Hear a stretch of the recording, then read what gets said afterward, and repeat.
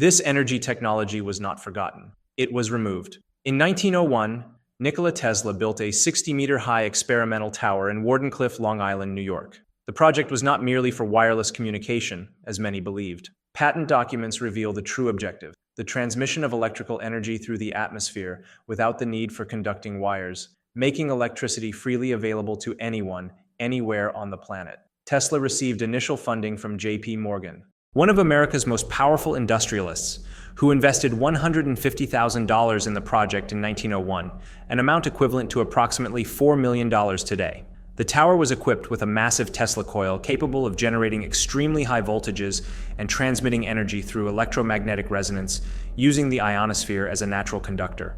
Tesla had demonstrated the concept on a smaller scale, lighting 200 lamps 40 kilometers away without any physical connection in experiments in Colorado Springs in 1899, when Morgan discovered that the system would allow for the free distribution of energy that could not be measured or monetized through meters installed in homes. He immediately withdrew all further funding in 1906. Without the resources to complete construction, the tower remained unfinished.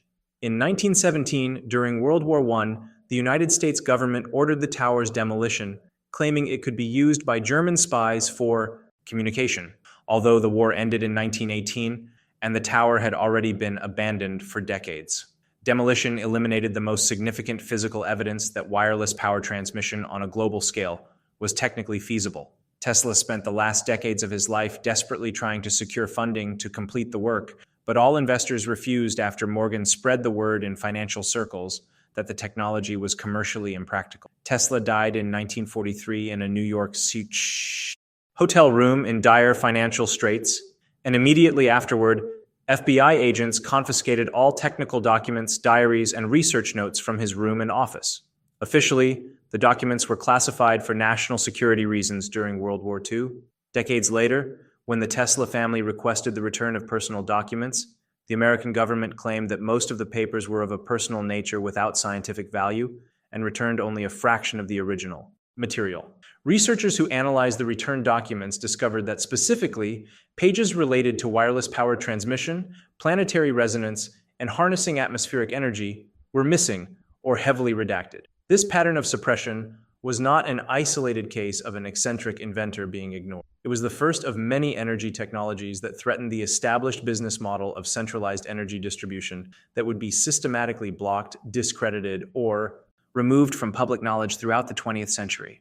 The reason is simple, but rarely openly discussed. The global energy industry moves approximately $6 trillion annually. Any technology that allows for decentralized, free, or extremely cheap energy generation represents an existential threat to this economic system. It's not a conspiracy theory when there are documents, patents, lawsuits, and recorded testimonies proving that functional technologies have been blocked through patent denial, the purchase and filing of promising companies, coordinated regulatory pressure, and in some cases, direct legal intimidation of inventors. We will explore documented cases where viable energy technologies have been systematically removed from public development, examining primary evidence from patents, government documents, corporate records, and verifiable testimonies from scientists and engineers who work directly on these projects. If you're realizing that the history of energy technology isn't a simple narrative of linear progress, but a complex story of economic choices and systematic suppression, show your support by liking this video now. Subscribe to the channel to receive more documented investigations into technologies that have been removed from public development. Turn on notifications so you don't miss upcoming revelations based on verifiable primary evidence. And if you truly want to help maintain this work of in-depth research and rigorous historical investigation, click the Hype button below. Your support allows us to continue bringing documented truths that are rarely discussed. Let's examine specific technologies with concrete evidence of suppression.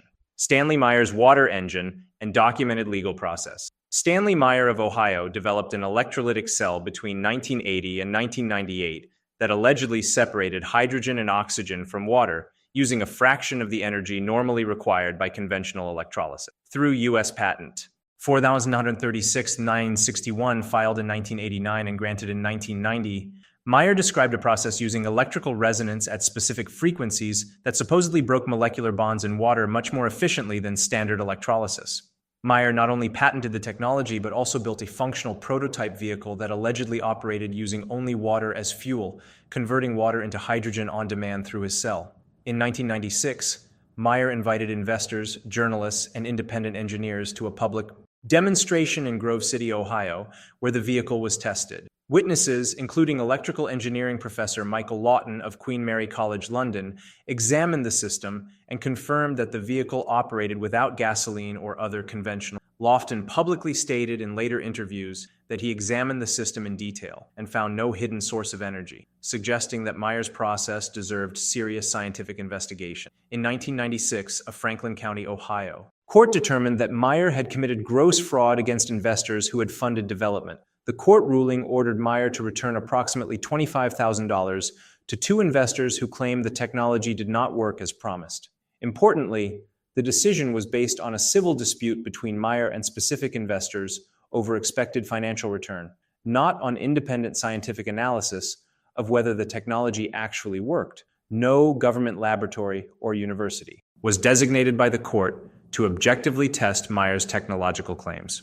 In 1998, Stanley Meyer was in a meeting with potential Belgian investors at a restaurant in Grove City when he suddenly ran out to the parking lot, vomited violently, and died minutes later.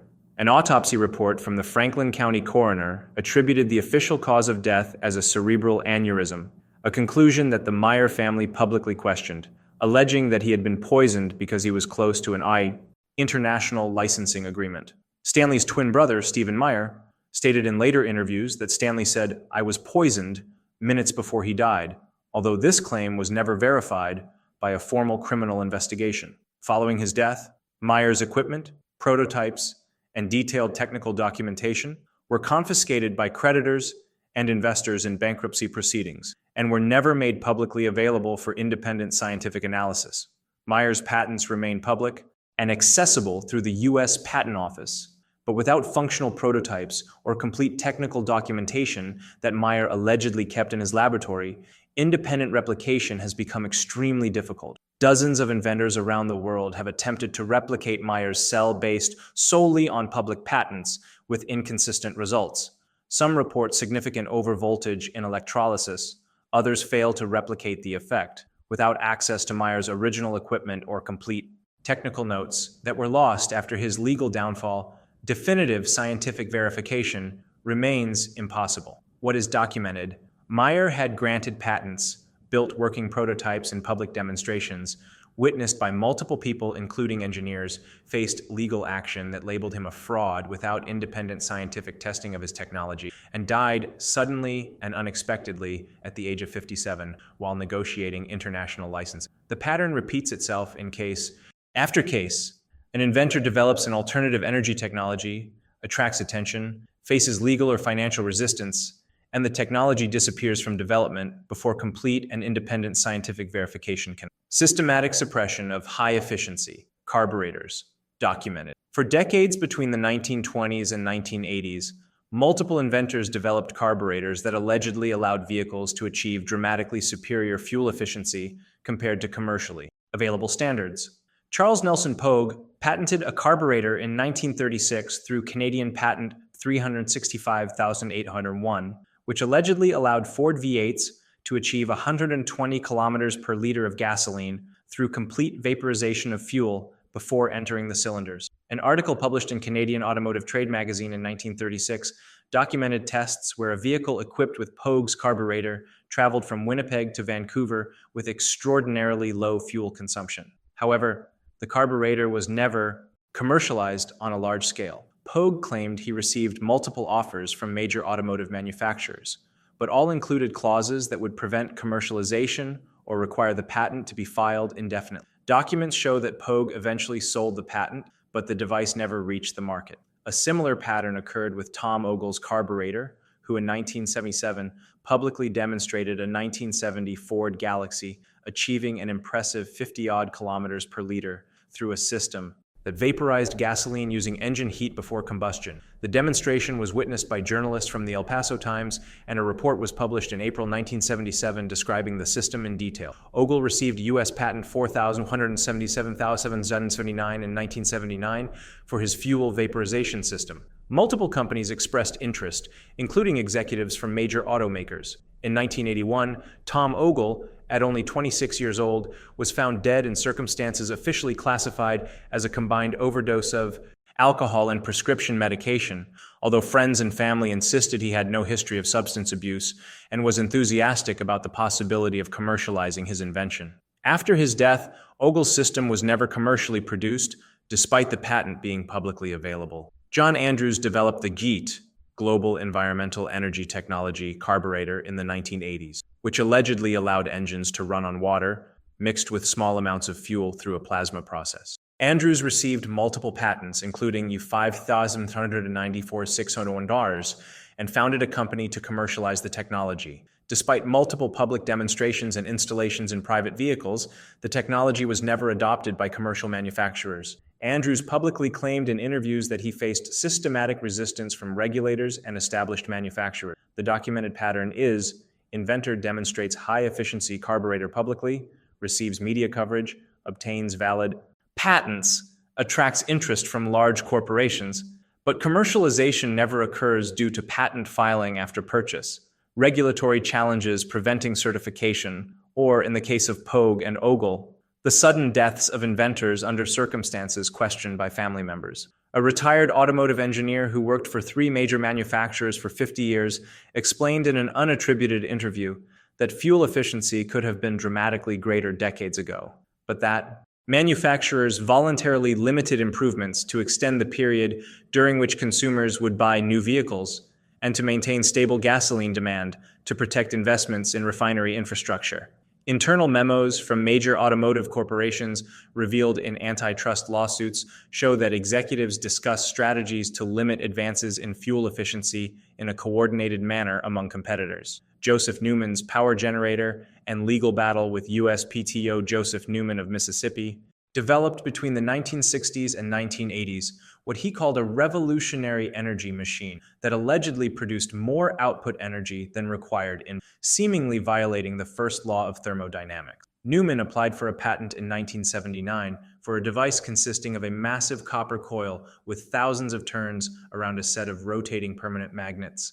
He claimed that this specific configuration captured energy from the ambient magnetic field, resulting in a net energy gain. The U.S. Patent and Trademark Office denied the patent in 1983, specifically based on the claim that the device violated fundamental laws of physics by allegedly generating more energy than it consumed. Newman contested the denial, and the case eventually went to federal court.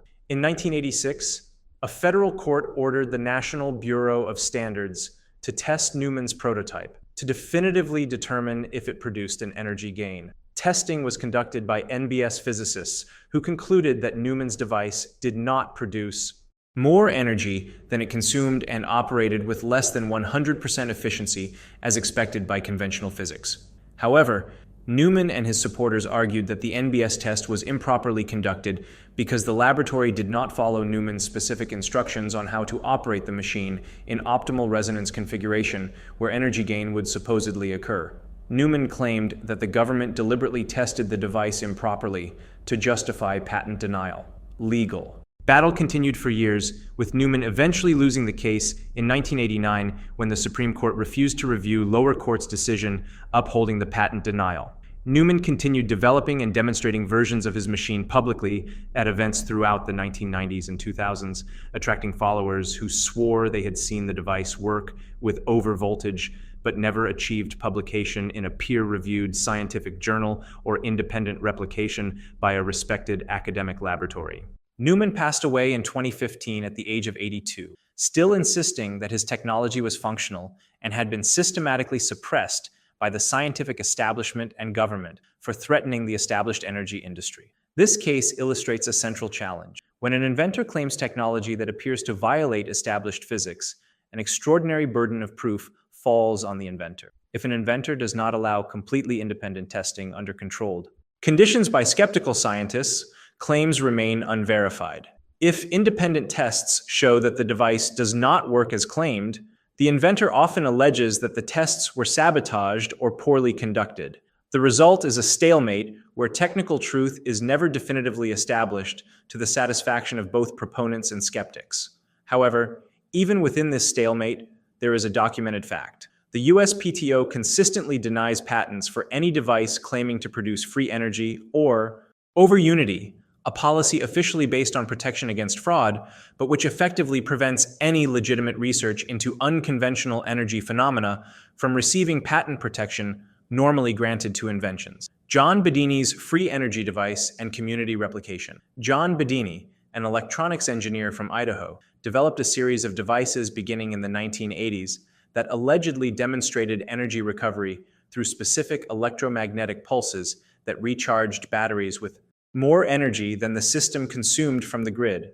Unlike many free energy inventors, Bedini did not attempt to patent or commercialize his devices, but instead published complete schematics freely online and encouraged independent replication by a community of experimenters. Through websites and workshops throughout the 1990s and 2000s, literally thousands of enthusiasts around the world built variations of Bedini's circuits, attempting to replicate the anomalous charging effects he demonstrated. Bedini explained that the devices did not violate thermodynamics, but captured radiant energy from the collapse of magnetic fields, a concept he attributed to Tesla and other historical researchers. Results from replicators were mixed.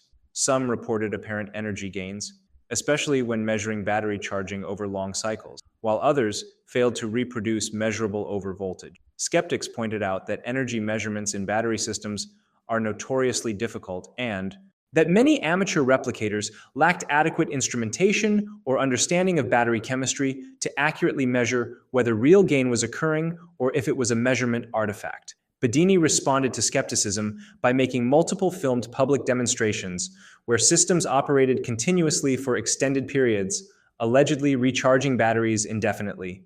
Videos show systems running, but do not include rigorous energy measurements that would satisfy trained physicists. In 2014, Bedini and a business partner were contacted by those interested in investing in the commercialization of the technology for practical applications. However, commercial developments never materialized. Bedini passed away in 2016 at the age of 72. His most significant contribution was not definitive proof of free energy, but the creation of a global community of experimenters who openly share designs and attempt to replicate anomalous energy effects. This open source approach circumvents the problem of suppression through secrecy because information is widely distributed, making complete suppression impossible. The Bedini community remains active with online forums where members discuss replications, measurements, and theories. The consensus among serious experimenters is that certain anomalous effects do occur under specific conditions, but that their magnitude is small and variable, making practical applications challenging. However, the community maintains that research deserves serious scientific investigation rather than automatic rejection based on the dogma that over-unity is impossible. It is a documented fact that the mainstream scientific establishment has not conducted rigorous research on phenomena that thousands of experimenters claim to observe repeatedly, creating a vacuum where knowledge remains in the realm of hobbyists instead of being systematically investigated by professional laboratory resources. Purchase and systematic filing of patents by oil corporations. Analysis of public patent records and corporate documents reveals a pattern where large energy corporations purchase patents related to alternative energy technologies, but never develop them commercially. In 1994, General Motors developed a high-capacity NIMH battery through its subsidiary Ovonic Battery Company that allowed electric vehicles to achieve range competitive with combustion engine vehicles. GM used these batteries in its EV1 electric vehicle, produced between 1996 and 1999. When GM decided to cancel the EV1 program and recall all vehicles, it simultaneously sold control of NIMH battery technology to Chevron through its subsidiary Koppelaar in 2001. After the acquisition, Chevron imposed severe licensing restrictions that effectively prevented electric vehicle manufacturers from using large-format NIMH batteries for automotive applications. Court documents from a lawsuit between Koppelaar and battery manufacturer Panasonic reveal that Chevron consistently refused to license technology for applications that would compete with combustion engine vehicles. As a result, Tesla Motors and other electric vehicle manufacturers were forced to develop alternative lithium-ion battery technology instead of using the already mature and proven NIMH.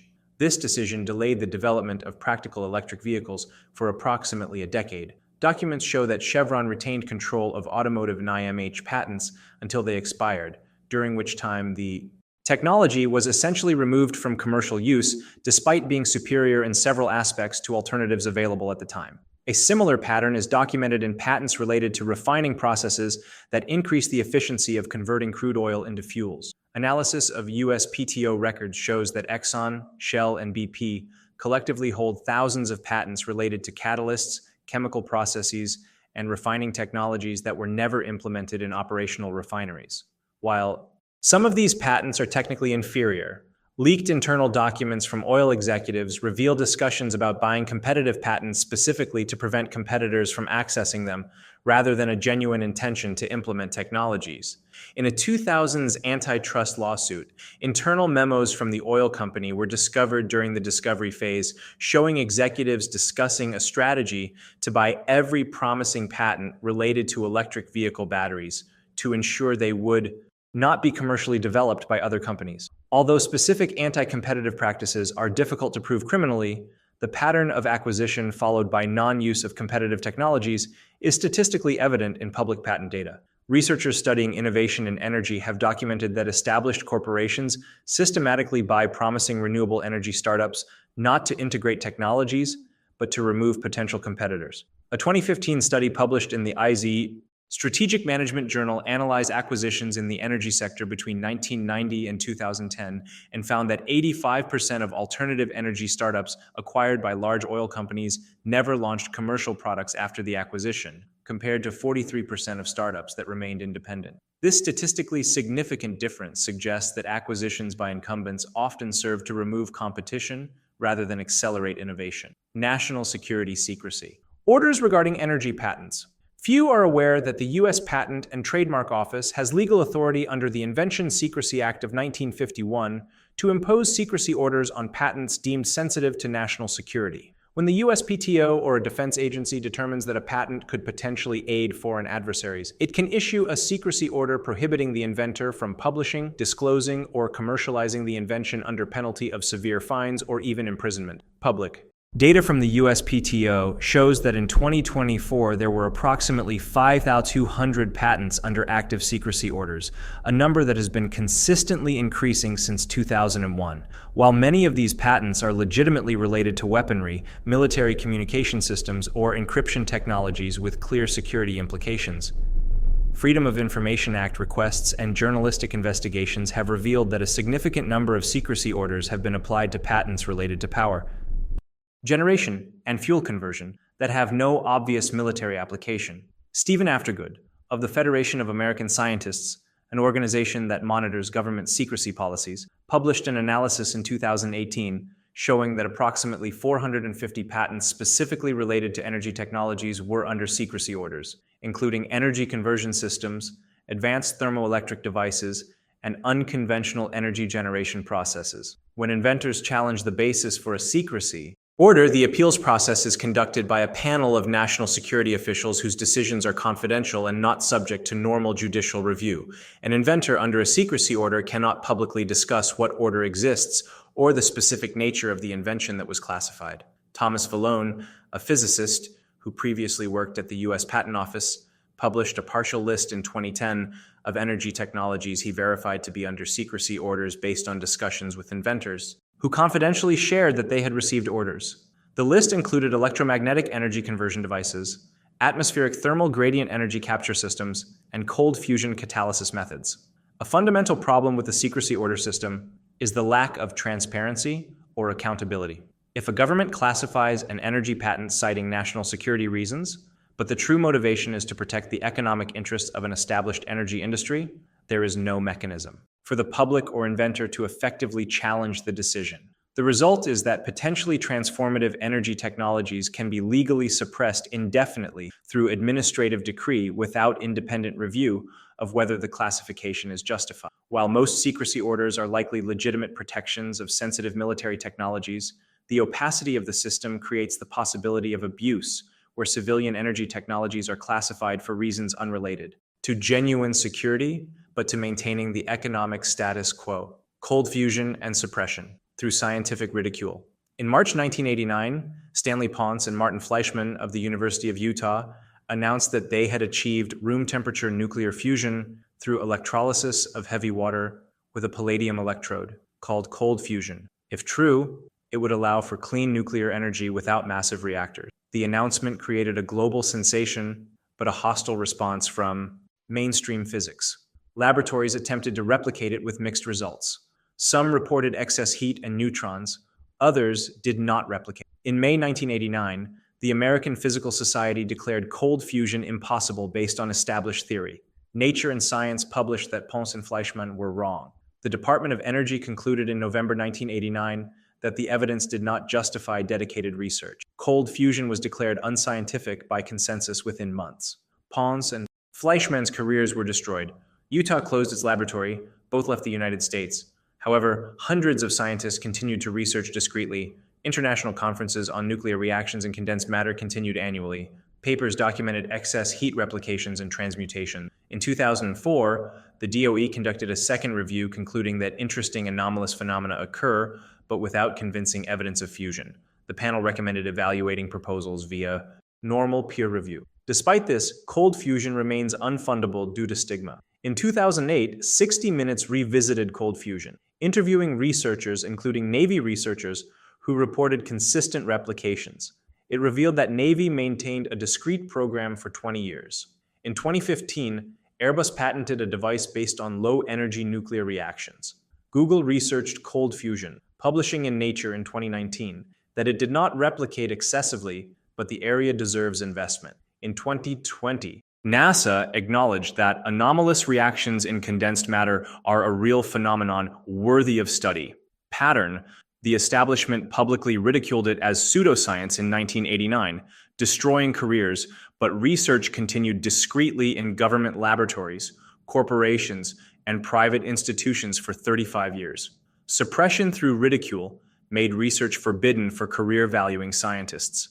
If these documented revelations about the systematic suppression of alternative energy, technologies are opening your eyes to the economic dynamics that shape technological development. Please like this video to support content based on verifiable primary evidence. Subscribe to the channel to continue receiving rigorous historical investigations into technologies removed from public development. Click on the video appearing on the screen now to deepen your understanding of the economic forces that determine which technologies are developed and which are shelved. Thank you so much for taking the time to explore the real history of energy technology that is rarely fully told. See you in the next documented investigation.